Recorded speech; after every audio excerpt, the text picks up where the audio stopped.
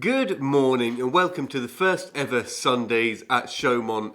This is going to be a one-to-one video every Sunday explaining the reasons we're doing things, the decisions we're making, and a more in-depth technical view of why we're doing what we're doing. And this first video is a little bit different. It's giving you the whole background on the whole project. So, 60,000 euros. That's why most of you have clicked, I assume, so it saves you searching through the video. That's how much I bought Chateau de Chaumont for. And now, it depends how you look at it. It's a lot of money and it's not a lot of money. If you remember, it's hard to get this image out of your head of what the chateau looks like now. If you remember when I first bought it, what the place was like. There was many other people interested throughout the years. It was up for about 8 to 9 years for sale officially. And there was far more qualified people than me that took a look at the project and just said, it cannot be done. There's plenty of offers to just demolish the thing completely and take the stones away because that was the only valuable thing about the project. So I was the only person that came along at that time that could see any real potential in the place and that wanted to actually restore it. So 60,000 euros is a lot of money to me personally, and certainly back then it was an incredible amount of money. And it's actually, for the state it was in, maybe too much money. It's not a lot of money for a chateau, but it's certainly a lot of money for the state this place was in. And I never had that money available. It wasn't an amount of money I could just get and go with the project. I had to really work hard to raise the money by doing everything I could, video-based, selling and saving and getting everything together. And to be honest, until the last week before the sale, I didn't even have all the money there. It was a real rush. Even when I bought the place, there was no money to do their work. Nick, who now is a big integral part of the project and has followed it all the way through, initially he offered to work for free because he knew I just didn't have the money there to pay him, but he wanted to see the project take off and to help out. The only way we were going to raise the money for this is if the YouTube channel took off in a big way and we got enough attention from all the different aspects to start raising the money and start getting people involved, and then we could do the work. And that's the only way this project was going to work out. And luckily, all this time later, we started paying for itself and we were able to do a continuous stream of work. But at the very initial stages, it was just me doing what I could on basically no budget, carting beams up on my shoulders, up ladders and stuff like that, and working, relatively dangerous practices because I didn't have the funds to get the right stuff that I needed to accomplish this big goal. And now, later on, you're seeing us here, we're a lot more set up and it's a lot more doable and things are actually a lot easier. And for me, the whole process of buying this chateau and doing the project, even though later I fell in love with the project in different ways, it was really to give myself a bit of focus, to give myself a bit of purpose. I was a bit lost before the chateau and I didn't know, there was big changes in my life. I didn't know really, which way things were going, and I didn't have a clear aim forward. And getting the chateau and working on it every day and doing a video every day gave me that real clear focus and motivation to have this purpose and do something that felt really worthwhile. And it's definitely give me that. Now, pretty early on within the project, I started finding out the history of the chateau and I started meeting people that were saved by the chateau and hearing all these stories about what the chateau did for other people, And over time, the chateau's been in and out of ruin, and certainly before the war, it was really at rock bottom. It was a place that had no purpose itself, Then it got rented out to the children's charity during the war, and it hosted, nearly 1,000 children past the gates of Chaumont and were given refuge in this place. And it was hearing about all them stories and meeting people like Popek, who was a child here himself, really kind of changed my outlook on, I knew why I was doing it. It was giving me a purpose, but what purpose was the chateau going to have in the future? And it became very clear very early on that the chateau should be a place that gave back to people that had a purpose itself and was this place again that gave refuge and hope and gave back to people, especially children. It was then very early that I decided that this place was going to be a place that gave refuge to children. In exactly what way, we're still figuring that out now, but we certainly want it to be a place that hosts and works with children's charities so they can come here, they can use the chateau, they can get out of whatever life they currently have, whether it's being in an orphanage or going through various troubles that these children's charities work with, and they can come to Chaumont and they can learn and they can have a bit of peace, something that normally they wouldn't have access to, And this place can be a place that invites children and groups of children in and gives them a bit of time, however long it is, 2-3 weeks, to just be here, learn and get some valuable experiences from it. And that way the chateau gets its purpose back. It's a purpose that it had all them years ago, and it's a purpose that it will have again. Now, like I said, I don't know to what level that's going to be. Hopefully, we can work with a various amount of charities, and this place, throughout the year can host quite regularly these little kind of events or workshops for people. But, maybe it'll be something more than that. There's a very little idea in the back of my head as we're doing these things, and I can never imagine, this being just me and the kids in here rattling around with 8 bedrooms and this big huge space. It just seems like something that I don't need. It seems far too lavish for one person to just have and own as a home, Maybe an idea going forward will be that this place becomes more of a permanent hosting place, and that throughout the year there's constantly people and kids here and it's constantly doing something, and it becomes that hub, as a permanent thing.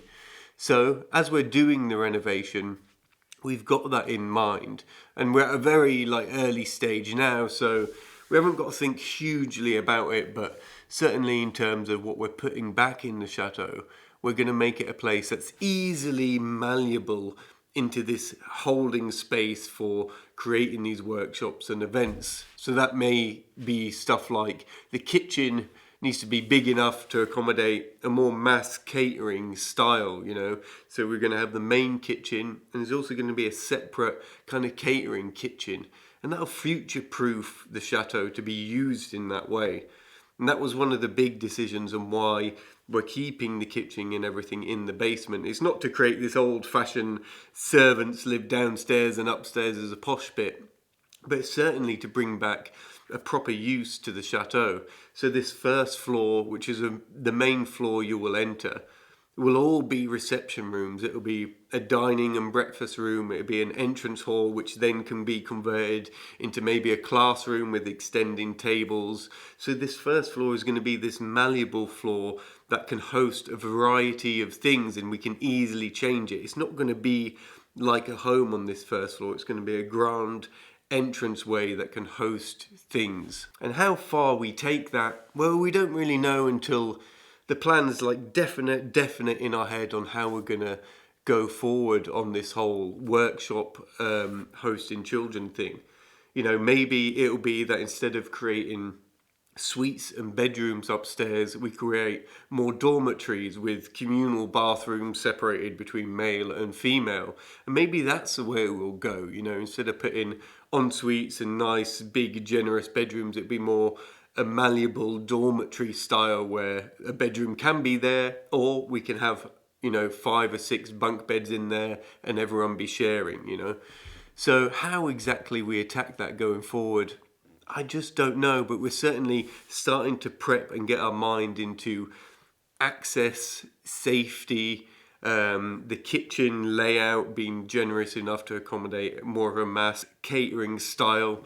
Definitely here on this first floor, like I said, is going to be all kind of hosting and entertainment rooms. And then we've got to make a decision upstairs to how often we're going to be hosting these things, what it's really going to be like in the future, but keep it malleable enough so we've got all options available, and when we need to narrow it down, we can make them decisions when it comes to bathrooms and stuff, exactly what we put in and which way we want to, just go with this. So there's a lot of steps in between that. First of all, we just got to get the bare bones back into place, and that's what we've been concentrating on, getting everything back, getting everything safe, doing everything the best possible way we can, future-wise as well. Like, as we're doing the floors, the reason we've kind of stuck with this metal I-beam situation is that at any point, if a section of floor has to be taken out of the chateau, a section can be taken out and a new one can be slid right back in with minimal disruption to the chateau.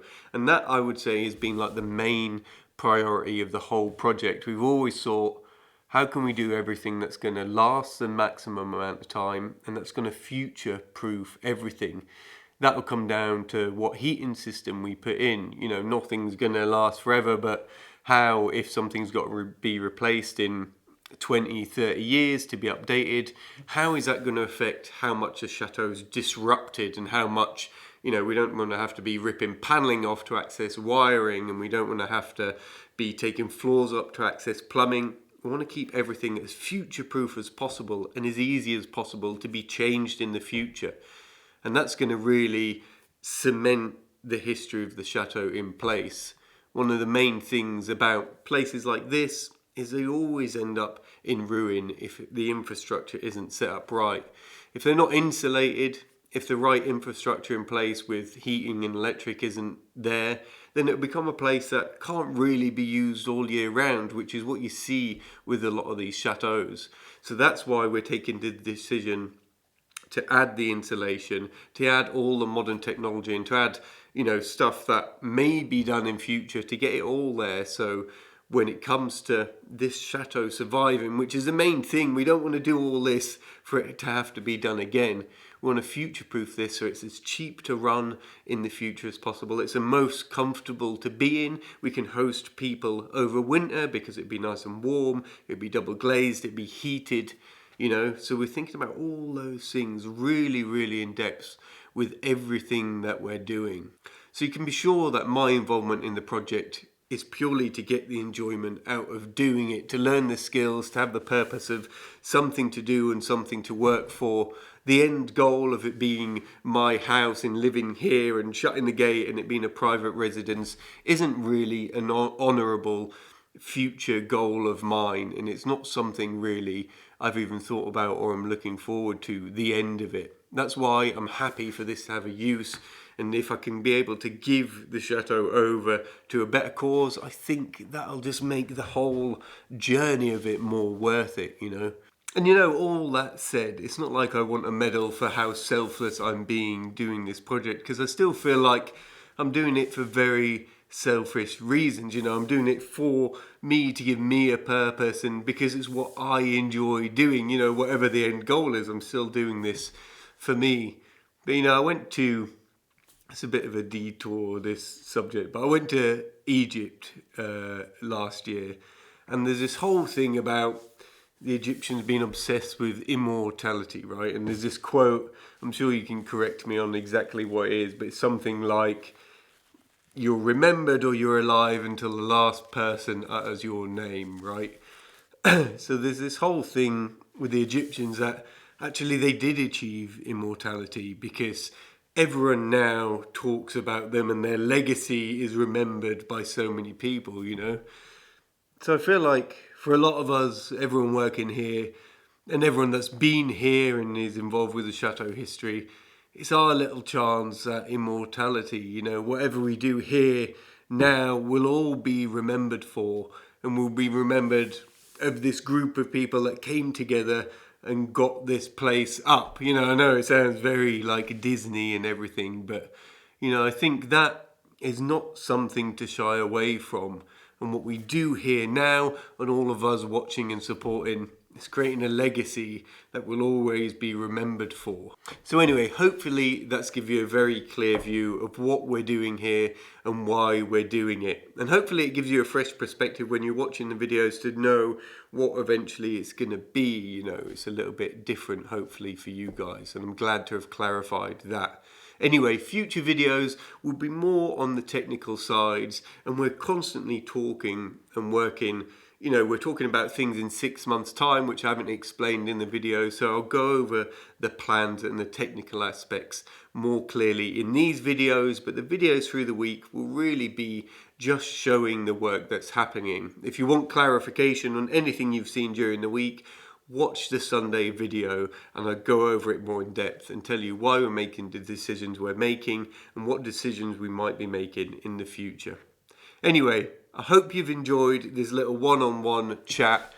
I think it would be really good to have these every Sunday. And I will see you for this same thing next Sunday.